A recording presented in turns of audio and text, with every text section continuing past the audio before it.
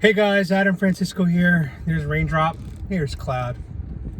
And I wanted to talk to you guys today about life after coronavirus. It looks like May 1st, a lot of cities and states and areas of America are going to consider lifting some of the restrictions, and we're all going to be allowed to start resuming normalcy. But I did some thinking about it. I don't think things are going to be normal again for quite a long time.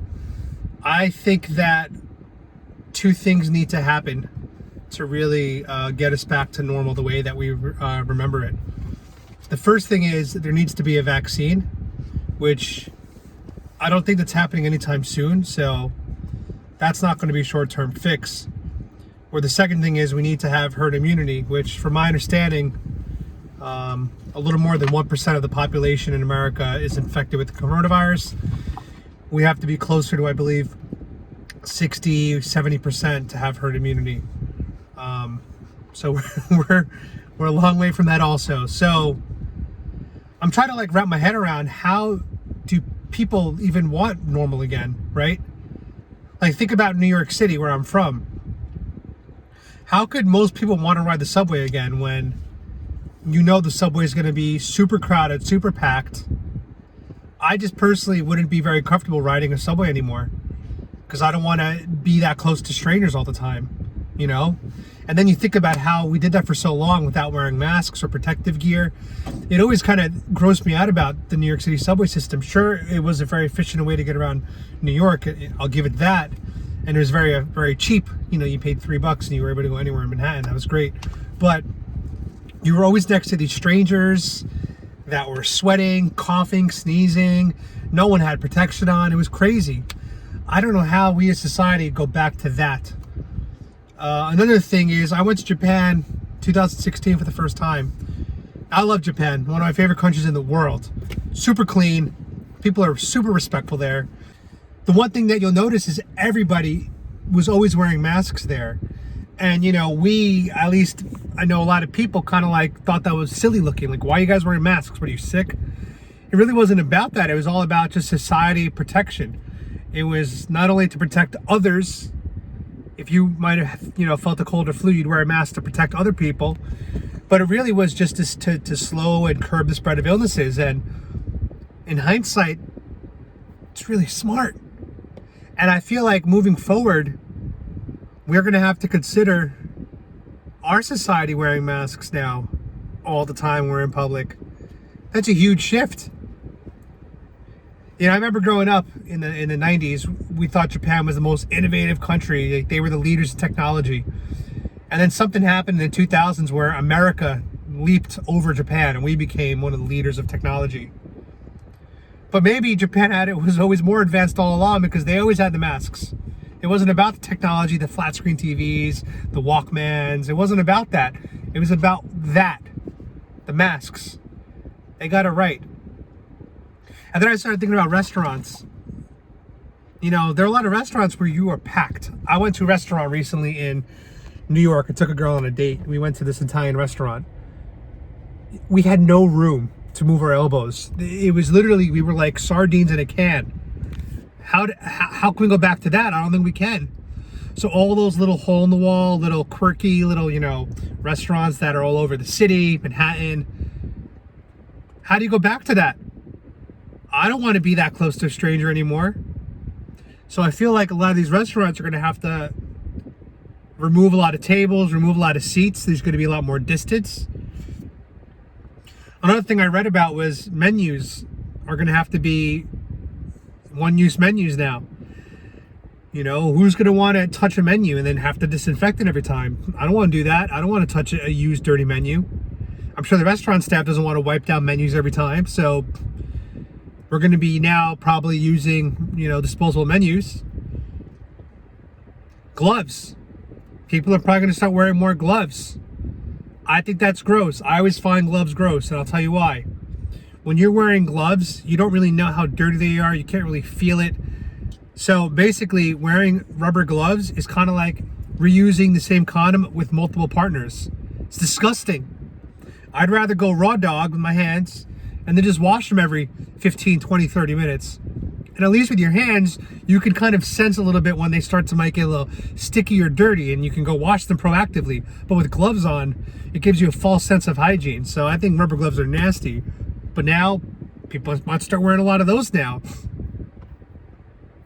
Started thinking about delivery services like Uber Eats and Postmates and all that stuff.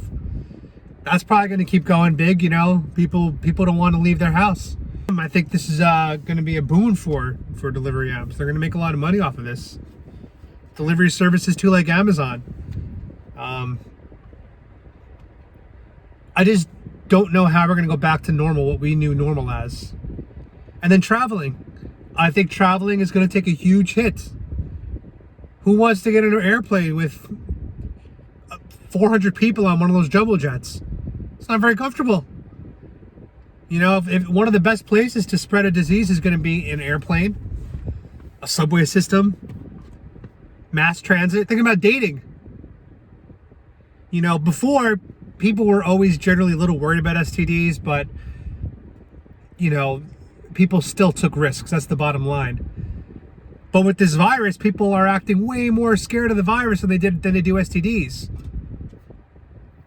You know, it's very hard to meet people right now, obviously, and that's for good reason. But after this, do we just go back and be like, yeah, let's go meet some strangers again? Sure, why not? I know nothing about you. I feel like now when you meet somebody, you're going to have to bring blood work and be like, hey, look, I'm clean. And not even for chlamydia and gonorrhea, for coronavirus. So that's crazy. It's going to change the dating game a little bit. I think people are going to have to go back to quality over quantity, which could be a good thing. Although quantity over quality can be fun too. Let's not get it twisted. And then I think about mass entertainment venues, sporting events, concerts. Who the hell wants to go to those now? So anyway, there's going to be a lot of changes to society that's going to be happening in the next couple of, probably next couple of years. And what's most frightening is all this stuff could happen again. All this could happen again. You know, we had Spanish flu 1918. We have coronavirus 2020 now. We've had all those other smaller viruses, you know, Ebola, bird flu. But it's only a matter of time for like this stuff to happen again. You know what I'm saying? And here's the other thing that I thought about too.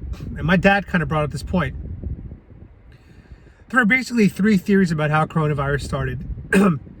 Theory one is that it was man-made in a lab. Theory number two is that it came from nature, bats, pangolins. And theory number three is it came from a wet market. I think it came from all three, actually. And let me explain what that means. I believe Chinese scientists were studying coronaviruses from bats. The coronavirus was created in nature from bats in a cave. They took the bats into a lab to study them. So that's where the laboratory is involved. They were studying the viruses. They were modifying the viruses, altering the viruses, whatever they were doing something to the viruses, whether it was studying or altering. One of the researchers or doctors probably got infected because that's what happens in a lab. There's a risk. And he or she went to the wet market, which is where it spread like wildfire. So I think all three are true. Started in nature, analyzed in a lab, spread at the wet market. All three are true. But here's my thing. Not only is China censoring any research studies that are trying to investigate the origin of coronavirus, to me that's shady number one. But shady number two, if it really happened at a wet market, if that was really the answer, then why the hell is China allowing wet markets to open again right now today? You would think that if wet markets were really the culprit, China would be like, we need to shut this shit down. They're not doing that. Wet markets are back open in China. Wet markets, they're back open. Do you know how like irresponsible that would be?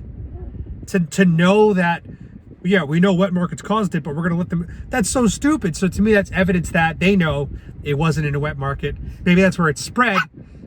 Cloud, raindrop. Maybe that's where it spread, but that could have been anywhere. That could have been a Knicks game. It could have spread on the subway system. It could have spread at a wet market. It could spread anywhere. Any of these places where you have people packed together. We know this. But to me, that's evidence that the real origin is probably a lab. I'm not saying the virus is man-made, but I think the virus is being studied by Chinese scientists. And that to me is like, why are you studying why are you going out into nature, into these remote caves, looking for viruses and then bringing them into a laboratory for what? Leave it alone. It's like if you know that there's this dangerous thing 1,000 miles away in the middle of nowhere, why would you go seek that out and bring it into a lab, which was within the middle of a very populated city like Wuhan? That's like bringing a virus into the populated city of Manhattan. That's just setting something up for just complete failure, catastrophe, which is what we have happening right now. So anyway, I don't know how we're gonna go back to normal. I'm very happy I got a car 2 months ago, because I haven't been on mass transportation in over 2 months, which was kind of by design. I kind of like this space that I have in here. This is my territory. Nobody comes in here unless I know them. But yeah, I don't know how we go back to normal. What's normal going to look like? Now scientists are saying that we might have to practice social distancing until 2022. What? 2 years of this? But I feel like if that's the case, then this becomes the new normal, and the new normal will never be what the old normal was. You know what I'm saying? We might look back at 2019 as the good old days, and what we're living in now could be the rest of our lives. Unless, of course, the vaccine comes out, right? That's the wild card here. If the vaccine comes out, which I think will happen before herd immunity, because again, we're at about a 1% infection rate in America. We need to be at 60% plus to get herd immunity. So we almost don't want to get there because of the amount of people that will die if we get to 60%, the amount of ICU and all that stuff. We don't want to do that. So the wild card here is the vaccine. And I don't know if it's going to go in the direction of digital certificates or immunity certificates. It's weird. It's a weird thought. We're going to have, what, 2-tier societies? We're going to have half the society that has the card and the immunity and half the society that has to stay home and isolated? That's weird. We might have to do that. Who knows? But all I know is I'm not letting anybody put a damn microchip in my body. So if that's the plan, the microchip, we're not dogs. We're not dogs. I don't need to have a microchip in my body. All of us are already bombarded by so many radiation waves with 4G. I don't even get to 5G. But with the 4G, we're already bombarded with Wi-Fi. Every single one of us that's watching this has Wi-Fi coursing through our bodies. Isn't that kind of crazy? Wherever you are, there's Wi-Fi. If they're able to put a computer chip in your body, you could be a Wi-Fi device. It's friggin' wild. Think about it. We wonder why cancer is so high. Probably because of the Wi-Fi and everything that's just running through our bodies all the time. It's in the air. The radio wave, it's everywhere.